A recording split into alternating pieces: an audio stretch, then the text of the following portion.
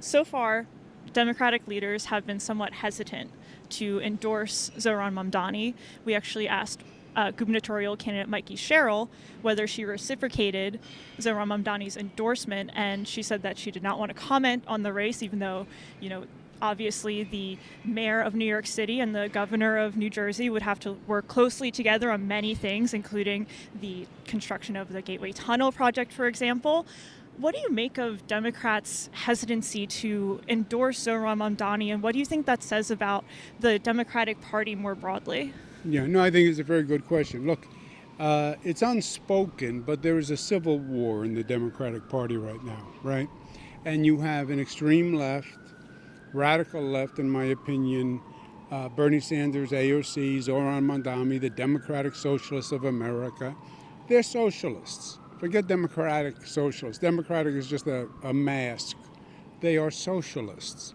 And they are challenging the mainstream moderate Democrats. I'm now a moderate Democrat. All my life I was a crazy liberal, son of a crazy liberal. Now I'm a moderate. I didn't change. It's just the world shifted. And you have this far left versus the moderates. The moderates are afraid of the far left. They disagree with them. The socialists do not represent what the Democratic Party represents, but the moderates are afraid of them because they're very strong in a Democratic primary, which my race showed, right? Democratic primary, smaller turnout, activated base, younger voter. So the moderates are afraid, and they're trying to make peace with the far left, and they're hoping that the far left doesn't challenge them. So some moderates are endorsing people on the far left. Some are keeping their distance. But it's not that any moderates agree with them. It's just how they're responding politically to the perceived threat of the far left. But look, this far left, when I say it doesn't represent the Democratic Party, Democratic Party is not anti-business. We're not anti-jobs, anti-opportunity, anti-growth. We're not anti-law and order. We believe in law and order, right? David Dinkins, great mayor of the city of New York, one of the first things he did when he came in the city, had a crime problem, hired more police. It's kind of interesting. Wasn't he also a member of DSA at one point? Yes, but see, that's deceptive because the DSA has morphed from what it was. It was a loose association with no really formal charter. This DSA, they wrote their own Bible, and you have to sign the Bible. Zohran is a DSA member, gives 3% of his salary to the DSA. It's like tithing. It's like you're a member of a church. And they have a very specific agenda. Their agenda is defund, disband, and disarm the police. David Dinkins does not sign that agenda. So you mentioned that now you're in a position to court these more moderate voters, obviously in New York City, and that also includes expanding the tent maybe to include some Republicans. I was actually at your Young Professional for Cuomo event, and I know one of the speakers who introduced you was a gentleman who had worked in the first Trump administration. I'm curious, are there any complications that arise from both courting Republicans and Democrats while you have had an adversarial relationship with Trump? Well, let's put President Trump aside because that relationship is unique and he's unique. But, I was governor of New York. Governor of New York, this state is just about 50-50 Democratic Republican. I had a Republican Senate for many years. So to get a budget passed, to get any bill passed, I had to deal with the Republican Senate. And as governor, I don't represent Democrats versus Republicans versus independents. I represent all New Yorkers. And what I'm trying to do here in this mayoral is, we're Democrats or Republicans, we're independents. We're New Yorkers first. And this is the same threat that we all face. A socialist New York does not work. I have no doubt that it will be a very bleak future as a socialist New York. Allowing the anti-Semitism that we see raging in New York City to continue does not work. I actually had a question about that, given that there have been several prominent Jewish leaders in the Democratic Party, for example, Congressman Nadler and Brad Lander, who have endorsed Zohran Mamdani. I'm curious what you think explains their endorsements. How would you respond to them? Look, I think the Middle East issue is very controversial. I think the majority of Democrats, if you put the question to them in New York, I would think they would say they are pro-Gaza during the conflict. Hope to God the ceasefire holds. And I think the far left would certainly say they were pro-Gaza. And I think that's where Nadler and Lander live, right? That's their electoral base. That's who they courted. So I think, most politicians reflect what their political constituents want. And I think that's why Nadler and Lander took that position. I think they just weather vanes. You don't think it's a genuine support for Gaza, or you think more political? Well, I don't know. I can't look into their soul on Gaza. But I can tell you this. No one, Lander I don't take seriously as a public official. But Nadler, who actually has experience, who was in the assembly, who knows how government works, how could you take Zohran seriously as a mayoral contender?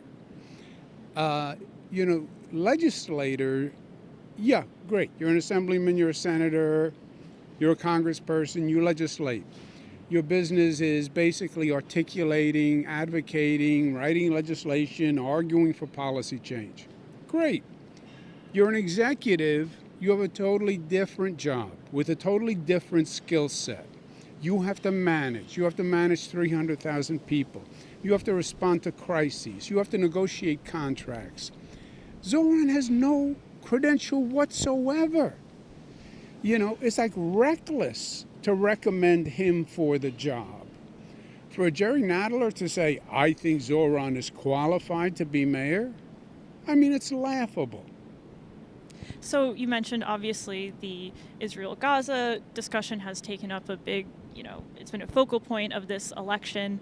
In terms of things that the mayor actually would oversee in New York City related to Israel policies, one of the things that I've noticed is that the NYPD has an international presence in many countries, including Israel, in Qatar, in Colombia. I'm curious, just why is the NYPD, why is it everywhere, and do you think this is necessary? The NYPD has one of the greatest counterterrorism networks in this country. It's remarkable. It's really an untold story. But I worked with the NYPD in Jerusalem.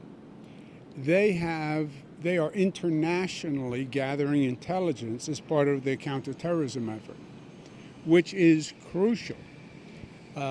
People don't appreciate how many terrorist plots are thwarted by the NYPD. And that comes from the counterterrorism. So is it a responsibility of the New York City government to be carrying out counterterrorism measures abroad that would normally be under the purview of, say, like the White House or the Pentagon? Well, you have multiple agencies do it, right? Multiple federal agencies do it also. And then they all coordinate. There's something called the JTTF, the Joint Terrorism Task Force, that I used to serve on as governor of New York. So they all, quote unquote, coordinate to the best they can, and they're sharing information. But the basic concept is, if you don't stop it over there, it's too late by the time it gets here. What kind of oversight exists for that operation? I'm just curious. And it sounds like you would plan to continue that as mayor? Well, the terrorism threat is real. And that is one of the major threats for New York. As my orientation as an executive, you wake up every morning, what could go wrong today? At the top of the list is a terrorist attack. So yes, that is a very serious operation for this city. And something that you would like to continue. 100%, yes. In terms of anti-hate crime proposals in legislation, Zohran Mamdani has proposed that he would increase anti-hate crime prevention funding by 800%.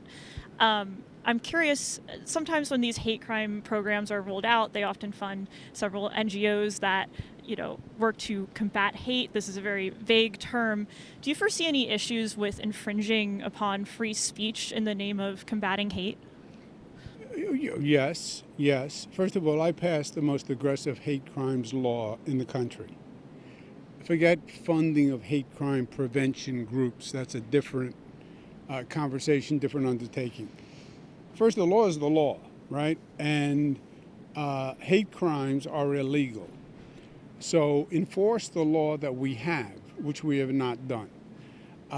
Second, if you want to be helpful in stopping the spread of hate, then help stop the spread of hate. Here's an idea, Zohran. Denounce globalized intifada, which means kill Jewish people. Stand up and say, I denounce that, and nobody should ever say that again. Here's another suggestion, Zohran. Stand up and denounce Hassan Piker for saying America deserved 9/11. America deserved 9/11. 3,000 people die. Over 100,000 people have 9/11 health-related illness. Denounce your buddy Hassan Piker for saying America deserved 9/11. He disavowed those comments, I guess, during the debate, but you're saying you would like to see a more proactive stance against that rhetoric, is what you're implying? Or? Well, he disavowed. Denounce the person who said it, who is your friend, your associate, your colleague. Denounce that person. That's how you stop hate. That's leadership. That's leadership. One of Mayor Eric Adams' initiative to combat anti-Semitism has been to officially adopt the IHRA definition of anti-Semitism as mayor. Would you continue that policy? Some free speech groups have said that this IHRA definition is restrictive on free speech and criticism of Israel. I'm curious if this is something that you would continue. Yeah, I understand their argument. I would continue it. Okay, great. I think Zohran Mamdani has said that he would not continue it. Now, Surprise. Shock. What a shock. I'm taken aback. Shifting gears to education here. There's been a lot of discussion recently about bringing back phonics and science-based teaching, and this is an initiative that has been pushed by the Adams administration. The rollback, however, of using phonics to teach reading happened while you were governor. I'm curious, did you oversee that at all? Were you aware of it? And did you support that decision? No, the way it works on the way the education system is administered, it's partially state funded, partially locally funded, but it's locally driven by, so in New York City, the New York City Education Department makes that decision. Really, the mayor, we have mayoral control now. Zohran wants to do away with mayoral control, but while I was governor, we had mayoral control. So it was up to the mayor. And you would continue mayoral control, I'm assuming? I think 100%. You can't say that it's the most important function or one of the most important functions and then say, but I don't want to be accountable for it. I mean, one of the greatest educational reforms in 50 years has been mayoral control. It's one of the few things we've done that has actually worked. And how could you ever say, it's just so counterintuitive for a person who wants to manage the city to say, I don't want to be responsible for education, which is probably the single greatest need of reform the city has right now.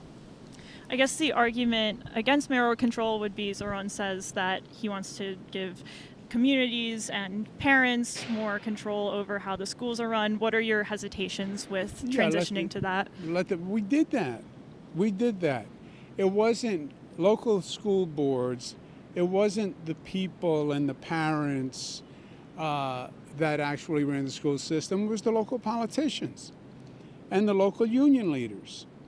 The politicians came in. The patronage was extraordinary. The corruption was extraordinary. Who became principal was a very political decision. So that's why we left that system for mayoral control. So, yeah, I get the theory, let the people decide. Yes, except it did not work. Been there, done that, right? Definitely. And I just think education is such an important issue, and it's 1/3 of the New York City budget, and it often goes under discussed. What are your general plans to improve literacy rates specifically in New York City? Well, look, I think the Adams administration is on the right track in that they're focusing on core reading, core math, and the focus has to stay there. It's complicated now. You know, I've been to a lot of schools, talked to a lot of teachers. These schools are schools / community center / social service agency / feeding agencies, and the demands on teachers are just tremendous. So I get it, but focus on the fundamentals. Have supplemental assistance in the school to help with the food and the clothes and everything else. And just one last question here about your campaign. Is he giving you the evil eye? Is that what that is? No, I know you have a very busy schedule. There's been some backlash over the use of AI generally in politics and in political campaigns. Your campaign has utilized AI in some of your ads and in your I'm Just a Shill recent advertisement. I'm curious if you're mindful of like how this technology is being deployed and how you think that AI should be used in political campaigns generally. You know, the whole field is being developed, and I think we're going to have to be careful because it's a little frightening. I mean, I've seen pieces done on me saying things that I never said, which were generated through AI. And I thought it was me, and I just didn't remember saying it. So it's a little scary how good it can be, and I think we have to be very careful going forward. So the Supreme Court ruled unanimously that while you were governor, an agency in New York State violated the First Amendment rights of the NRA. I'm curious how that decision would inform your approach to free speech as mayor. Yeah, I understand the court decision. I understand the agency's rationale for the regulation. The agency was basically an insurance regulator, banking regulator, and the NRA was offering insurance products to gun owners. And that's how the agency got involved. But look, guns are a very politically contentious issue. I understand that. New York passed the strongest gun law in the United States of America, and I'm very proud of that.